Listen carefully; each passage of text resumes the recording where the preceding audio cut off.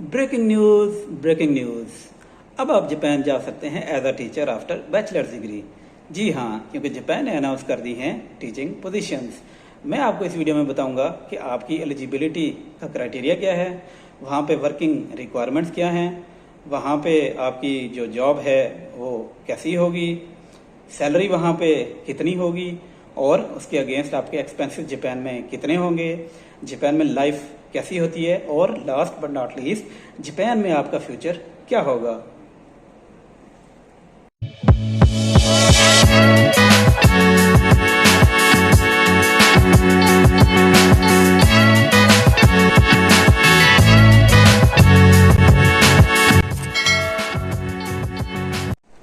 अस्सलाम वालेकुम, नवीद अंजुम हेयर। आपके लिए एक खुशखबरी लाया हूँ कि जापान ने टीचिंग पोजीशंस अनाउंस की हैं, ख़ास तौर पे असिस्टेंट इंग्लिश लैंग्वेज टीचर के नाम से जो पोजीशंस अनाउंस की हैं जापान ने। तो बड़ी डिटेल्ड वीडियो है और इम्पोर्टेंट वीडियो है, एंड तक लाजमी देखिएगा।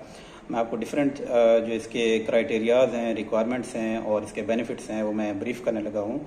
सबसे पहले तो ये है कि ये असिस्टेंट इंग्लिश लैंग्वेज टीचर्स के नाम से वैकेंसीज अनाउंस हुई हैं जापान की तरफ से और पाकिस्तान एलिजिबल है इसके लिए। तो सबसे पहले मैं तुम्हें बताता चलूँ कि कितनी पोजीशंस अनाउंस की हैं। जापान ने टोटल 30 पोजीशंस इसके लिए अनाउंस की हैं और इसकी जो रिक्वायरमेंट है क्वालिफिकेशन की, वो आपके पास सिर्फ बैचलर्स डिग्री होनी चाहिए। कैन यू इमेजिन, यानी कि आप बैचलर्स के बाद अब आप जापान जा सकते हैं। इसकी जो एलिजिबिलिटी फर्दर है कि क्या क्या रिक्वायरमेंट्स होनी चाहिए वो भी मैं अभी ब्रीफ करता हूँ, लेकिन उससे पहले मैं आपको मोटी मोटी 2-3 चीज़ें बता देता हूँ कि कितना एक्सपीरियंस आपके पास होना चाहिए, क्योंकि आपने वहाँ पे एज अ टीचर जाना है, इंग्लिश लैंग्वेज टीचर के तौर पे।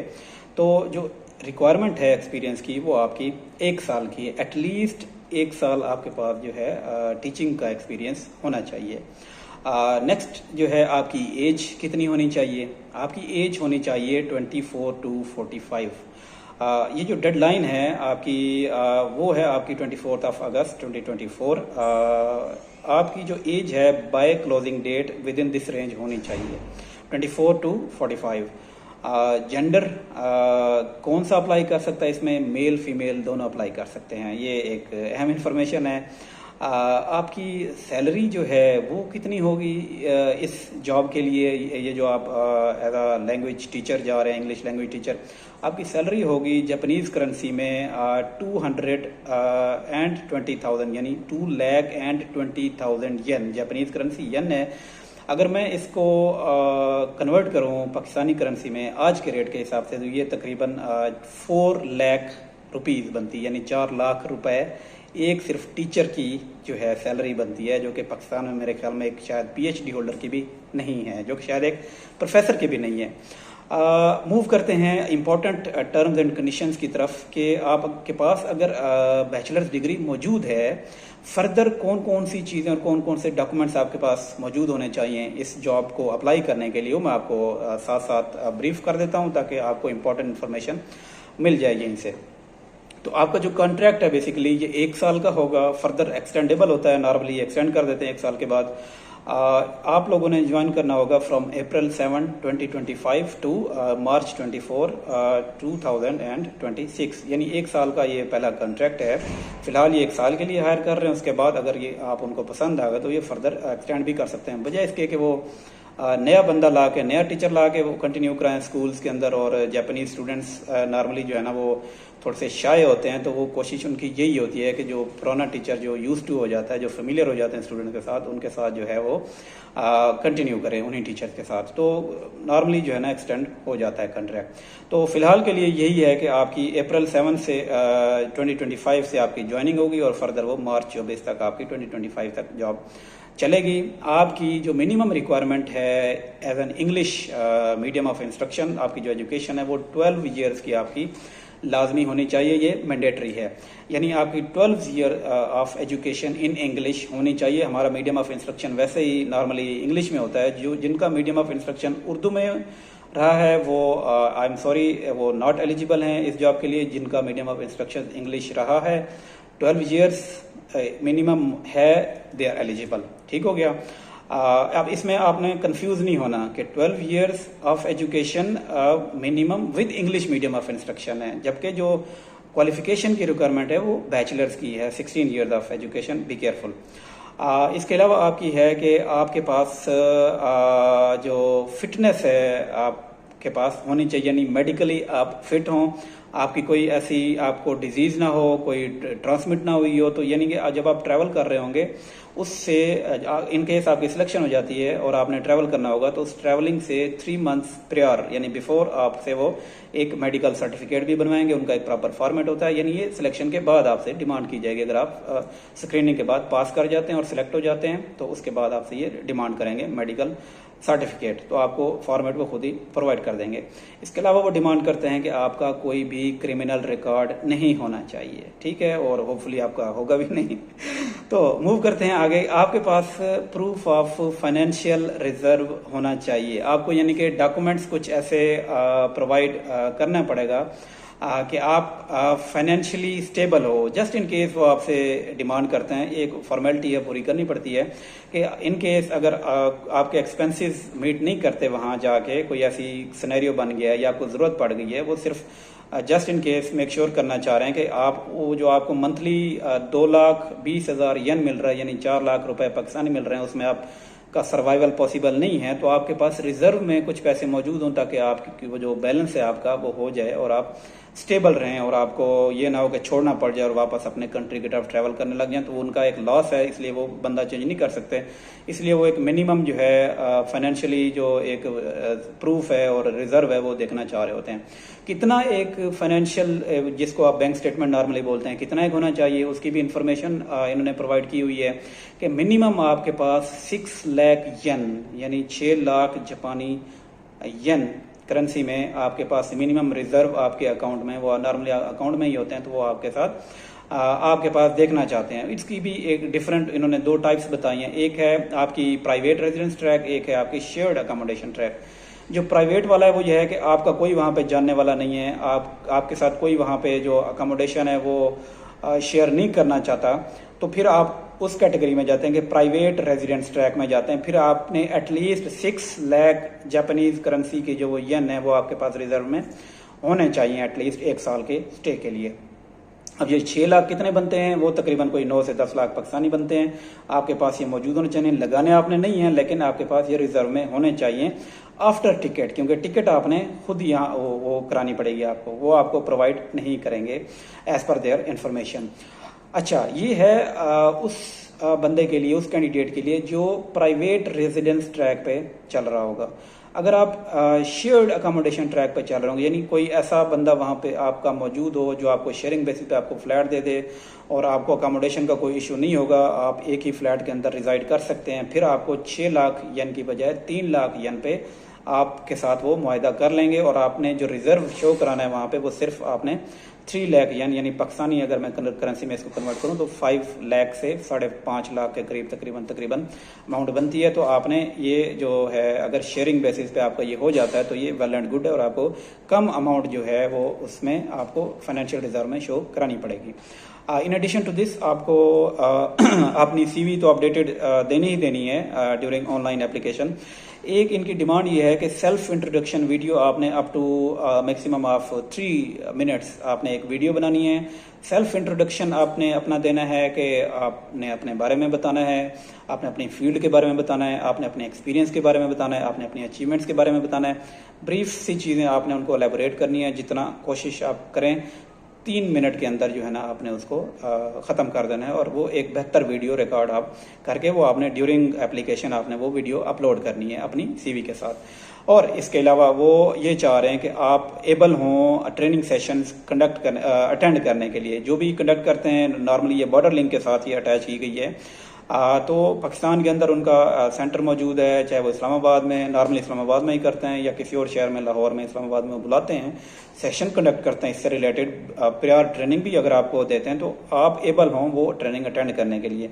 यहाँ पे भी बॉर्डर लिंक के उसमें जो भी सेशन अटेंड और बॉर्डर लिंक के थ्रू जो जापान के अंदर भी जिस वेन्यू पे वो कॉल करेंगे जापान के अंदर, जब आप जापान पहुँच जाएंगे तब भी आप वो अटेंड करेंगे और वो आपको लाजमी अटेंड करना पड़ेगा। इसके अलावा आपके हैं जी वो आपको मैंने प्राइवेट रेजिडेंस ट्रैक और शेयर्ड अकोमोडेशन ट्रैक आपको मैंने पहले ही समझा दिया है। इसके अलावा आपकी जो रिक्वायरमेंट्स हैं वो ये हैं कि आपके जो प्रेफरेंस एरियाज हैं, यानी मैंडेटरी नहीं है लेकिन प्रेफर किनको किया जाएगा, प्रेफर किया जाएगा उन लोगों को जिनकी बेसिक जापानीज बेहतर होगी। यानी आपके पास लैंग्वेज स्किल्स अगर हैं जापानीज की तो वो लाजमी आपको प्रेफर करेंगे। डेफिनेट सी बात है, एक बंदे को जापानीज लैंग्वेज कुछ आती है, दूसरे को कुछ भी नहीं आती, तो वो प्रेफर किसको करेंगे, जिसके पास जापानीज की स्किल्स होंगी। ठीक है, तो कोशिश करें अगर आपके पास अभी भी स्किल्स नहीं है तो सीखना शुरू कर दें ताकि आगे आपको फायदा हो। इसके अलावा आपकी लोकल टीचिंग सर्टिफिकेट आपके ज़रूरत होंगे, जो आप पढ़ाते रहें यहाँ पे उनसे कोशिश करें अपने सर्टिफिकेट्स लें, अगर आपने नहीं लिए हुए वो भी आपको प्रोवाइड करने पड़ेंगे। इसके अलावा टेसोल या टोएफल या एक और है इस तरह की सेल्टा टाइप सर्टिफिकेशन आपके पास मौजूद होनी चाहिए। ये डिफरेंट जो हैं प्रोग्राम्स, ट्रेनिंग के प्रोग्राम्स हैं इंग्लिश लैंग्वेज के लिए, इंग्लिश लर्निंग के लिए और इंग्लिश टीचिंग के लिए। ये जो नॉर्मल आपके आइल्स और जीआर हैं उनसे थोड़े से मुख्तलिफ हैं।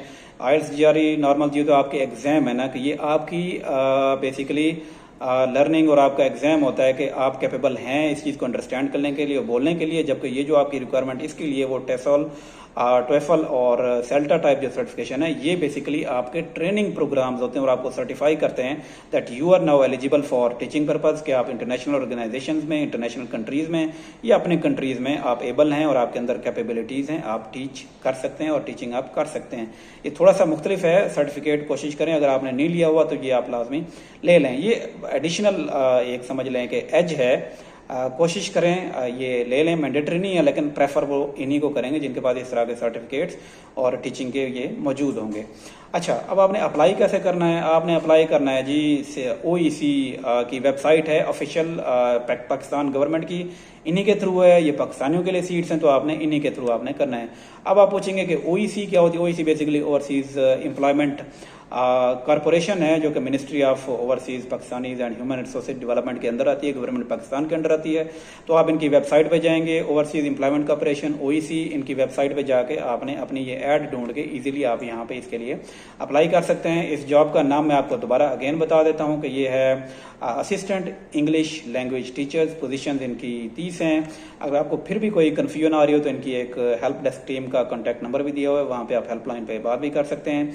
आपने जब ये एप्लीकेशन सबमिट करनी है इसके साथ इनका एक बैंक चलान भी होगा, तकरीबन कोई अमाउंटिंग टू ₹1000 रुपए पाकिस्तानी। ठीक हो गया। ये ड्यूरिंग एप्लीकेशन सबमिशन, जब आप ये अप्लाई कर रहे होंगे, एप्लीकेशन अपनी सबमिट कर रहे होंगे, तब आपने इसको सबमिट करना होगा पे करके। ठीक हो गया। तो ये इसकी अब क्लोजिंग डेट जो है अहम चीज़ है, इनकी वेबसाइट पे ऑलरेडी डिस्प्लेड है 24 अगस्त 2024। इससे पहले पहले आपने अप्लाई करना है। एंड डेट तक ना ही जाएं तो बेहतर है, कोशिश करें एट द अर्लीस्ट आप जितनी जल्दी हो सके, बिफोर 1 अगस्त, 2 अगस्त, 4 अगस्त, जितना जल्दी पॉसिबल हो आप अप्लाई कर दें, एंड डेट तक ना रहें। और सेकंड जो दो लास्ट में चीज़ें हैं वो ये है कि दो नहीं बल्कि 3 है। एक तो ये है कि आपकी वहाँ पे जॉब्स की ड्यूटीज़ वहाँ पे क्या आपने करना होगा, ये बड़ी इजी जॉब्स होती हैं, मैंने वहाँ पे खुद भी की हुई हैं, जापान में यहाँ पे मैंने की हुई हैं। डिफरेंट ऑर्गेनाइजेशन भी इंगेज करते हैं इंटरनेशनल स्टूडेंट्स को, और जब आप वहाँ पे एज अ टीचर जा रहे होंगे तो फिर तो वाह वाह क्या ही बात है। तो आपने क्या करना है, वहाँ पे सिंपली अपने जापानीज स्टूडेंट्स को आपने इंगेज करना है, आपने उनके साथ गेम्स खेलनी है, आपने इंग्लिश कम्युनिकेशंस में उनको जो है उनका जो कॉन्फिडेंस है वो बूस्ट अप करना है। प्रेजेंटेशन स्किल्स उनको सिखानी है, आपने प्रेजेंटेशन प्रिपेयर करवा के आपने उनको प्रेजेंट करवाना होता है, आपने कंपटीशंस करवाने होते हैं स्टूडेंट्स के थ्रू। और इस तरह के कोई इंग्लिश के टीचर्स हैं, बेसिक ग्रामर है या इस तरह के इंग्लिश के जो सब्जेक्ट्स हैं नॉर्मल, वो हमारे लिए तो बड़ी ईजी होते हैं क्योंकि हमारी वैसे ही जो मोड ऑफ टीचिंग या लर्निंग होता है वो वैसे ही इंग्लिश होता है यहाँ पाकिस्तान में, तो हमारे लिए कोई मुश्किल नहीं है वो उनकी, क्योंकि वो नॉन नेटिव है, बिल्कुल ही जापानीज़, उनकी जो जापानीज़ लोगों की इंग्लिश है वो बड़ी लो होती है, तो इसलिए वो बड़ी बेसिक लेवल की चीज़ें जो है ना उनको पढ़ानी पड़ती हैं। तो इसके लिए परेशान होने की ज़रूरत नहीं है। तो आपकी जो वहाँ पे वर्किंग रिक्वायरमेंट्स हैं या जो टाइमिंग होती है नॉर्मली 8 से 5 होती है या 9 से 5 होती है, तो तकरीबन 8 से 9 घंटे पर डे होती है। नॉर्मल जो हॉलीडेज़ वहाँ पे होती हैं, हॉलीडेज़ वहाँ पे काफ़ी होती हैं, आप इंजॉय करेंगे वहाँ पे। अब आता हूँ लाइफ इन जापान। वहाँ पे बड़ी बेहतरीन किस्म की लाइफ होती है, क्वालिटी लाइफ आप जीते हैं वहाँ पे।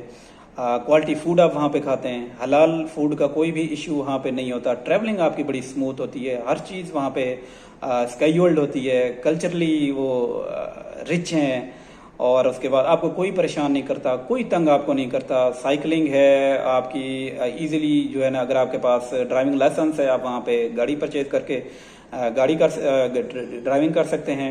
और कोशिश करें, अगर ड्राइविंग लाइसेंस आपने अभी तक नहीं लिया हुआ, बिफोर 3 मंथ्स ऑफ ट्रैवलिंग के 3 मंथ से पहले जब आपने ट्रैवल करना होगा, एटलीस्ट वो आपका लाइसेंस बना होना चाहिए, ताकि आप वहाँ पे इजीली लाइसेंस कन्वर्ट करा के इजीली अपनी ड्राइविंग जो है वो कर सकते हैं, फिर एंजॉय करें, घूमें फिरें। कल्चर उनका बड़ा अच्छा है और वो आपको सपोर्ट करते हैं, आपके साथ कोऑपरेट करते हैं। कहीं पे भी कोई प्रॉब्लम आती है, वहाँ पे पुलिस स्टेशन मौजूद होते हैं, आप वहाँ जाके उनसे हेल्प ले सकते हैं। इन शॉर्ट मैं आपको ये बताऊं कि one of the best countries है। उनका अभी रिसेंटली पासपोर्ट्स की रैंकिंग आई है 2024 की, 2 दिन पहले ही आई है, तो वो उनमें सेकंड स्ट्रॉन्गेस्ट पासपोर्ट है जापान का। मेरे ख्याल में ये जापान ने अपनी जो पोजीशन है वो मेंटेन की हुई है। हम जो है ना इसको फर्स्ट टॉप रैंक्ड ही कहते हैं। तो हमारी दुआ है कि हमारा पाकिस्तान मुल्क भी जो है वो रैंकिंग में थोड़ा सा बेहतर हो जाए। और इसके बाद मेरी दुआ है कि आप लोग यहाँ जापान में आएँ, हमसे मुलाकात करें, और फ्यूचर भी है यहाँ पे जापान में आपका। जैसे मैंने आपसे वादा किया था कि मैं आपको बताऊंगा कि आपका फ्यूचर क्या होगा। आपका फ्यूचर बड़ा यहाँ पे सिक्योर है। आपके कंट्रैक्ट एक्सटेंशन भी नॉर्मली होती रहती है, इनके कंट्रैक्ट एक्सटेंशन नहीं होती, डिफरेंट फील्ड्स हैं जॉब्स के लिए। जापान की जो आबादी है ना वो डिक्लाइन कर रही है with the passage of time, और पिछले 2 से 3 साल से Japan is trying to hire young people from other countries के डिफरेंट कंट्रीज से ये कोशिश कर रहे हैं कि बंदों को लाएं, क्योंकि इनके पास जो यूथ है, जो यंग जनरेशन है वो डिक्लाइन कर गई है, क्योंकि इनकी जो पॉपुलेशन ग्रोथ रेट है वो काफ़ी लो है। जबकि ये जिन कंट्रीज़ में, स्पेशली एशियन कंट्रीज़ में जो है ना, जितनी पॉपुलेशन की जिनमें ग्रोथ ज़्यादा है, ख़ास तौर पे पाकिस्तान में, जो कि नहीं होना चाहिए तो वहाँ से ये जो है वो यंग जनरेशन को, यूथ को ला रहे हैं, ताकि उनकी जो प्रोडक्शन है और प्रोडक्टिविटी है, तो आउटकम है वो ज़्यादा हो सके। और कई हज़ार पर्सनस वो ऑलरेडी ला भी चुके हैं पाकिस्तान में, और फर्दर स्किल्ड लेबर्स जो है और स्किल्ड पर्सनस जो हैं वो ला रहे हैं जापान के अंदर। तो मेरे ख्याल में ये एक नादिर मौका है, आपको इसको नहीं गंवाना चाहिए, जल्दी करें और यहाँ पे जापान में आएँ। One of the best countries है, आप दुआएं देंगे मुझे, यकीन करें।